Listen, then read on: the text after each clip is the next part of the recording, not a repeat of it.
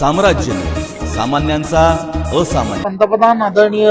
नरेंद्र मोदीजी यांच्या नेतृत्वामध्ये महाराष्ट्रामध्ये महाराष्ट्राचे लोकप्रिय असे मुख्यमंत्री देवेंद्रजी यांच्या नेतृत्वामध्ये उपमुख्यमंत्री एकनाथराव शिंदेजी आणि उपमुख्यमंत्री सुनेत्राताई या सर्वांच्या नेतृत्वामध्ये सबका साथ सबका विकास या माध्यमातून संपूर्ण सोलापूर जिल्हा, मग तो शहरी भाग असेल किंवा ग्रामीण भाग असेल, या सर्व भागामध्ये इथे असणारे पालकमंत्री आदरणीय जयकुमार गोरेजी यांचं या भागामध्ये कामाची असणारी पद्धत, सर्वांशी मैत्रीपूर्ण असणारे संबंध आणि त्याचबरोबर महायुतीमध्ये राजाभाऊ सारखा एक चांगला कार्यकर्ता, त्याला मिळालेली महायुतीमधली उमेदवारी, या सगळ्याचा परिणाम आपण सर्वजण पाहता की सर्व पक्षातील असणारे, महायुतीचेच असणारे सर्व आमदार नाहीत,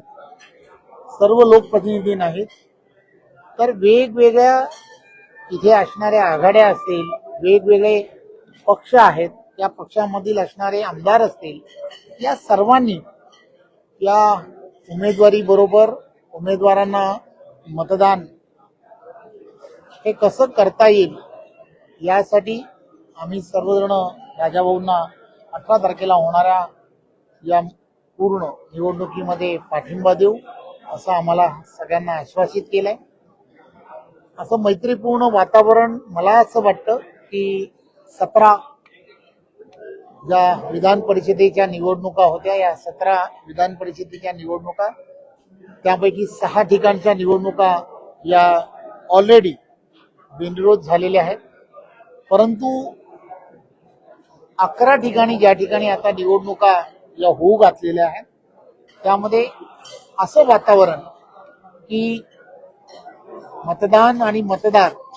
यांची सगळ्यांची भावना महायुतीच्या उमेदवार राजाभाऊ यांना निवडून देण्याची आहे आणि त्यासाठी एकत्रित येणं हे तसं फार पुढील राजकारणासाठी सुद्धा अत्यंत महत्वाचं आहे असं मला वाटतं। त्यामुळे खरं तर मी त्या सर्व आमदारांचं सुद्धा आजच्या या बैठकीला उपस्थित राहिले त्याबद्दल फार फार आभारही मानले।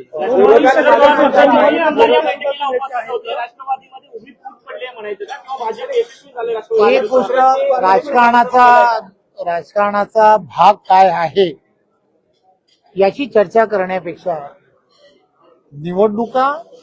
ही निवडणूक जी आहे, ही निवडणूक विधान परिषदेची असणारी निवडणूक आहे। लोकप्रतिनिधी जो विधान परिषदेमध्ये या रचना कशासाठी केली गेली हे आपण सर्वांनी समजून घेतलं पाहिजे। खरं तर सोलापूर या जिल्ह्याने एक नवीन पायंडा काढलाय असं मला वाटतं। एखाद्या जिल्ह्यामधील असणारे सर्व लोकप्रतिनिधी आणि त्या जिल्ह्यातील असणाऱ्या अनेक समस्या असतील, त्या विधान परिषदेमध्ये मांडण्यासाठी एक प्रतिनिधित्व की जे नगरसेवकांमधून जिल्हा परिषद, पंचायत समिती सभापती अशा लोकप्रतिनिधींमधलं असावं, अशा भावनेतून या रचना या विधान परिषदेच्या केलेल्या आहेत। त्यामुळे एक चांगला पायंडा की जो पायंडामुळे कदाचित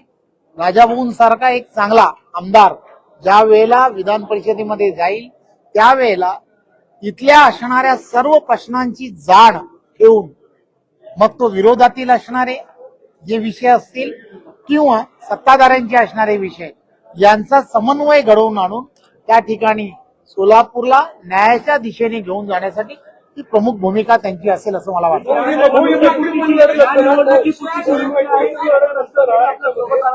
आज आपण ज्या वेळेला या बैठकीला आम्ही सगळेजण बसलो होतो,